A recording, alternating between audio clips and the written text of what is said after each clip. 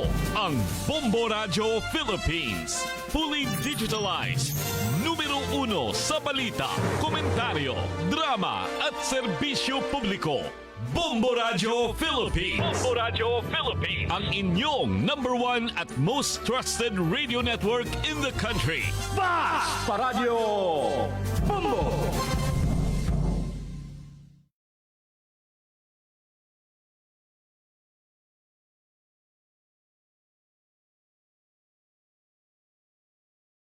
Na sa toang top story, Malacanang walay idea sa matud pa pagpangayo og asylum ni XPRRD sa China. Sa balitang lokal, Rudy Ata 80 Global Filipino Solidarity ipaygayon karong Marso 28 dungan sa adlaw na tawhan ni FPRRD. Samtang sa balitang national, DOJ iapila ang desisyon sa korte sa Timor-Leste nga nagbasura sa extradition ni Tibes. Sa balitang international, airstrike gipatuman sa Israel sa Lebanon human na sila gitirahan og mga rocket. Samtang sa itong balitang espesyal, babaeng mipalit og karaan nga painting sa baratong kandidat na baligya kini og mahal. Sa balitang negosyo kasaba sa politika, walay epekto sa ekonomiya sa nasod. Samtang sa balitang pagpaugnat sa kusog, kanhi top NBA team nga Cleveland Cavaliers nakasinati og 4-game losing streak. Sa showbiz balita, RC Muñoz sa miangkon nga nagkajowa og prinsipe sa Brunei. Oras sa Bombo Radio, 6 minutos na ang milabay sa alas 6 sa gabi. Mga kabombo, welcome sa ato ang Bombo News and Views Evening Edition adlaw karong Domingo, Pizza 23 bulan sa Marso tuig 2025. Nanukad gikan sa News Information Center sa Bombo Radio Davao kini yung mga tigbalita. Kini si Bombo Doname Alviola. Kini usab si Bombo Marvin Riquez. Ug kaniya na ang detalye sa tuang top story. Wala na sayod ang Malacanang sa taho nga matud pa nag-apply og asylum si kanhi Pangulong Rodrigo Duterte sa China. Dugang ipayag ni Palace Press Officer Claire Castro nga wala kini nakuwang impormasyon mahitungod niini. Ang impormasyon nga lang nakuha ang mahitungod sa pagpauli sa nasod sa kaning Pangulo gikan sa Hong Kong. Subay sa migawas nga impormasyon, gibalibaran kuno sa China ang gipangayong asylum ni Duterte. Apan, ang naisgutang balita ang gipanghimakak ni kaning presidential spokesperson Harry Roque nga matud pa niini dili miyembro ang China ug Hong Kong sa 1951 Convention on the Right of Refugees and Asylum Seekers nga hinungdan nga imposibleng mag-apply ang kaning Pangulo og asylum. Oras sa Bombo Radio, 7 minutos na ang milabay sa alas 6 sa gabi. Italya na sa tong balitang lokal. Ipaygayon ang Rudy at 80 Global Filipino Solidarity karong petsa 28 ning bulan sa Marso ng kasamtangang tuig aron nga ipadayag ang ilang panawagan sa pagkikiusa nga pabaliko na si kaning Pangulong Rodrigo Duterte dinhi sa nasod. Ang maong kalihukan maoy gipanguluhan sa mga sakop gikan sa hugpong sa taong lungsod party diin gikatakdang magsugod kini sa alas 3 ang takna sa hapon usa kini sa mga langkuban sa maong aktibidad mao ang pag-ampo ug suporta alang sa kanhing presidente. Giawa usab ang buot nga mosalmot sa maong panagtigom nga magsuot og color green nga mga biste nga nagapasabot sa ilang panagiusa. Sa pagkakaroon, wala pa'y saktong venue sumala pa kundi ipahigayon ang maong aktibidad. Gilusad gikan sa opisina sa Davao City First District ang mga medical nga mga hinabang ngadto sa mga senior citizens diin mo kabat sa 2,000 ang ihap ni ini nga nakadawat sa mga hinabang gikan sa mga nagkadaiyang mga libreng medical services. Gikan sa Barangay Katalunan Grande mikabat sa 1,000 ka mga senior citizen o kapin na 700 usab ang gikan sa Barangay Talomo ang nahatagan sa maong serbisyo. Gawas sa libre nga medical check-ups, usab gipahigayon nga eye testing o gagipangatagan pa sila og reading glasses, maintainable medicines, vitamins, wheelchairs o nebulizers. Ting kagol sa bilangguan usa ka wanted person human gipagawa ang warrant of arrest batok sa suspitsado kanadtong mga milabay nga adlaw nga adunay kasong act of lascivious conduct ilawom sa section 5 sa Republic Act 7610 diin walay piansang girekomenda. Subay sa taho, gila ang dinakpan nga si alias Boy, di 39 anyos, o residente kini sa Riverside, Napnapan, Pantukan, Davao de Oro. Sa pagkakaroon, nag-ana-ana sa kustudiya sa maong buhatan ang dinakpan alang sa tukmang disposisyon. Gipasundayag sa Mati City LGU ang mga nagkadaiyang kalampusan. Nakip na usap ang pasidungog nga ilang nga dawatan atol sa gipahigayong panagtigom pinaagi sa Department of Social Welfare and Development Panata ko sa Bayan Awards. Gumikan niini nagkaangkon og multiple awards ang Mati LGU gilausab kini nga nailakip sa top performing LGU sa rehiyon. Usa sa mga nadawat nila ang mga pasidungog mao ang gawad de serbisyo nga mapagakalinga first placer, city level gawad de serbisyo nga masigasig first placer, gawad de serbisyong mahusay, gawad paglingkod sa sambayanan o gawad de serbisyong matapat. Oras na Bombo Radio 10 minutos na ang milabay sa alas 6 sa gabi. Italya na sa itong balitang nasyonal.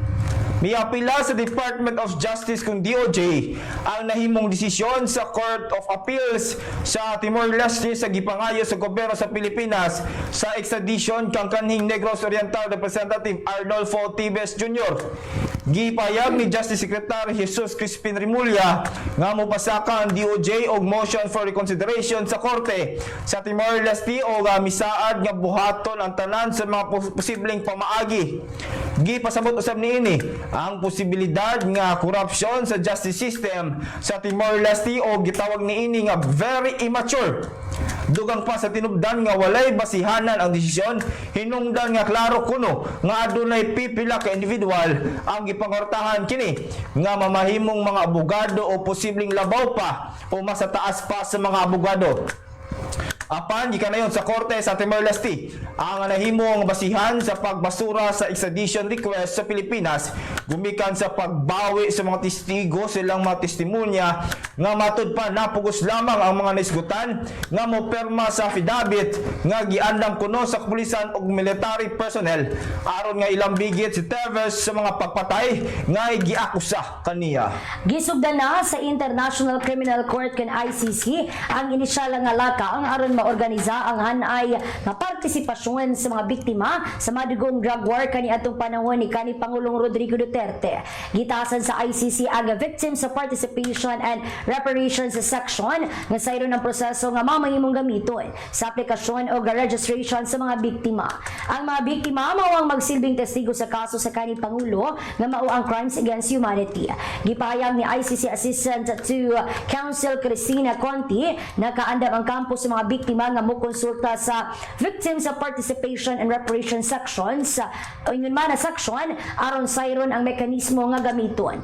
Ubos sa ICC ang mga biktima ang mamahimong kabahin sa pagahimong pagdungog o magsubitar sa ilang mga panglantaw o kabalaka. Gipaniguro usab nga parayong muhimo ang ICC ug mga lakang aron maprotektahan ang ilang kaluwasan, physical o psychological well-being, dignidad o privacy.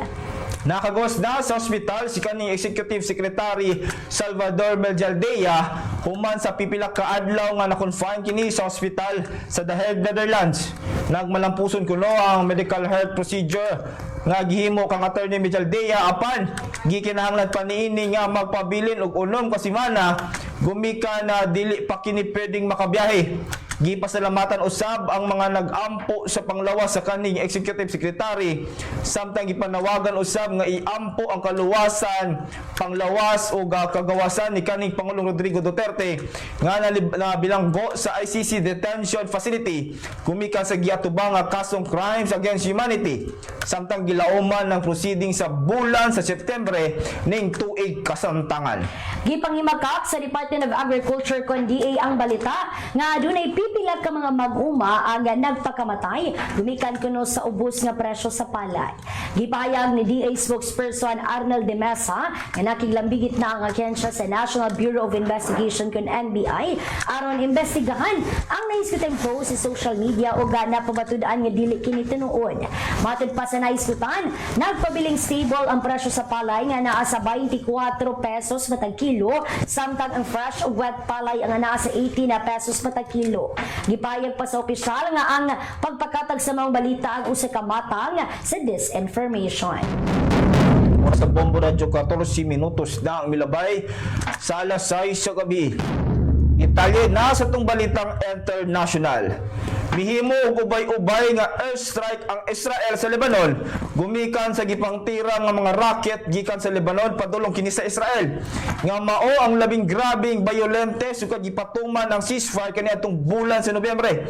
Gipayag pa sa Israeli military na igo na nila ang daghanang rocket launchers ug usa ka command center sa Hezbollah nga gipaluyuhan sa Iran sa southern Lebanon. Gipayag pa sa Health Ministry sa Lebanon nga tulo ka tawo lakip na ang usa ka bata ang namatay ug walo na usab ang mga nasamdan sa mga airstrike. Ubay-ubay nga mga armadong grupo ang nag-operate sa Lebanon lakip na ang Hezbollah o Palestinian factions apan walay miangkon nga kini ang mihimo sa pagpangatake sa Israel. Patay ang tulo ka tawo ug 15 ang nasamdan sa usa ka masa shooting tali sa duha ka magkaribal nga grupo sa usa ka car show sa US state of New Mexico. Naitabo ang pagpamusil sa Young Park sa syudad sa Las Cruces samtang wala pa inaaresto sa panghitabo. Gipayag sa kapulisan nga duha ka 19 anyos nga lalaki ug usa ka 16 anyos ang namatay sa pagpamusil. Gikabutyag nga adunay panaglali sa duha ka grupo nga misangpot sa pinusilay ug ubay-ubay ang naangol sa panghitabo. Gikabutyag nga mokabat sa 50 ngadto sa 60 ka mga basiw sa bala ang nakuha sa kapulisan ug mokabat sa 200 ka mga tawo ang anaa sa parke. Ang estado sa New Mexico ang nagtugot sa mga tawo nga magdala og armas bisan pa man nga walay permit. Mibalik na sa operasyon ng Heathrow Airport sa London. Human ang power outage gumikan sa dakong sunog sa electrical substation nga nakalangan sa pagbiyahe sa mosobra sa 200,000 ka mga pasahero. Gipayag sa British Airways nga 8 sa nalangan ni ini flights ang nakabiya na gikan sa airport. Dugang gipayag sa UK flag carrier nga gilaumang mag-operate kini sa 85% capacity og nag-abiso sa mga pasahero nga lauman ang pagkalangan silang flight sa mga musunod nga adlaw. Samtang kinumduman nga gipayag sa London Fire Brigade nga nahitabo ang sunog sa usa ka transformer nga adunay 25,000 litrong cooling fluid. Gumikan sa maong panghitabo, musubra sa 65,000 ka mga Pinoy-ana ng nawad og supply sa kuryente. Lakip na sa usab ang maong airport. Ang Heathrow Airport mao ang labing dakong aviation hub sa United Kingdom kung din mukabag sa 83.9 milyong pasahero ang ikatala sa airport kaniadtong milabay nga tuig. Oras sa Bombo Radyo 17 minutos na ang milabay sa alas 6 sa gabi. Italya na sa tong balita espesyal. Nakurat na lamang usa ka babae sa Ohio usa sa dihang na diskubrihan niini nga ang gipalit niya nga karaang painting sa usa ka thrift store sa kantidad nga $2.99 nga katugbang sa 170 pesos. Ang orihinal nga gimugna di ay sa usa ka sikat nga pintor ug nabaligya kini sa auction ug mukabag sa $2,875 kung musobra sa 160,000 pesos. Si Marisa Alcorn nga usa ka residente sa Dayton kauban ang iyang fiancé nangadto kini sa usa ka Goodwill store human kini nanihapon. Samtang naglakaw-lakaw sa naisgutang second hand shop aduna kini nakita nga usa ka karaang frame nga bag-o lamang gipagawa sa storage sa usa ka empleyado. Gumikan barato lang ang maong painting na hukman kini nga paliton sa magpartner. Samtang gibutang niini ang painting sa kotse na matikdan niini ang usa ka gamay nga label nga nakakabit ilalom sa frame ug nakabutang ang tema sa painting ug ang pangalan mismo sa nagmugna niini. Pag-abot sa Pinoy-anan, nagpahigayon og sa nag-search ang maong naisgutan sa internet ug nakurat na lamang kini nga ang gimugna nga ang painting nagmugna pala kini sa usa ka iladong American Impressionist nga giila nga si Johann Bertelsen. Sa dihang gidalang maong painting sa usa ka auction house sa Cincinnati, dinhi gikumpirma sa mga eksperto nga maong painting tinuod nga gimugna ni Bertelsen ug nahalin kini ug mosobra sa 160,000 pesos nga napalit lamang nila sa 170 pesos. Sa balitang negosyo, nagatuo si Senate President Francis Cheese Escudero nga gamay lamang ang mamaymong epekto sa ekonomiya sa nasud sa naitabong kasamok sa politika sa kasamtangan. Kini ang gumikan kay nagpabiling usaan sa usang Pilipinas sa pinakapaspas na paglambo sa ekonomiya sa Southeast Asia. Kung naitandi kini sa mga silingang nasud sama sa Singapore, Thailand ug Malaysia. Pipila sa mga nagunang indicator nga ligo ng ekonomiya ug kusog nga business confidence sa Pilipinas mawang ubos kay inflation rate nga anaa sa 2.1% kaniadtong bulan sa Pebrero, ang 5.6% ni gross domestic product kaniadtong 2024 ug ang maayo nga foreign direct investment nga mobalor sa 8.9 billion US dollars sa nakalabay nga tuig. Bili sa piso batok sa langyaw nga salapi, US dollar 57 pesos and 33 centavos, Hong Kong dollar 7 pesos and 35 centavos, Singaporean dollar 42 pesos and 81 centavos, Saudi Arabia Real 15 pesos and 24 centavos. Samtang sa tuang euro 62 pesos and 6 centavos. Oras sa Bombo Radio, 20 minutos na ang milabay sa alas 6 sa gabi. Italya na sa tupag pauglat sa kusog. Sa Gunson, sumala pa nga naangkon sa kanhi top team sa NBA nga Cleveland Cavaliers ang upat nga kapildihan. Katapusan niini ang 11 puntos nga kapildihan nga nasinatian sa kamot sa Phoenix Suns. Wala na nakabawi pa ang Cavs sa 11-point deficit nga nasinatian niini sa unang tunga nga bahin sa pakigsangka sa Suns. Bisan pa man sa agresibong opensa sa fourth quarter, gitapos sa Suns ang duwa sa score nga 123 ngadto sa 112 sa nga gipangunahan ni Kevin Durant nga nagmugna og puntos nga 42. Samtang unang gitapos sa Orlando Magic ang 16-game winning streak sa Cavs nga pipila ka adlaw lamang ang nakalabay. Gisundan kini sa Los Angeles Clippers sa score nga 132-119. Diin ang ikatulong nga kapilian ang 123-119 nga mao ang nagpili sa kamot sa Sacramento Kings. Sa showbiz balita, gigabutyag nga usa ka prinsipe kuno sa Brunei ang nahimong kanhitrato ni RC Muñoz.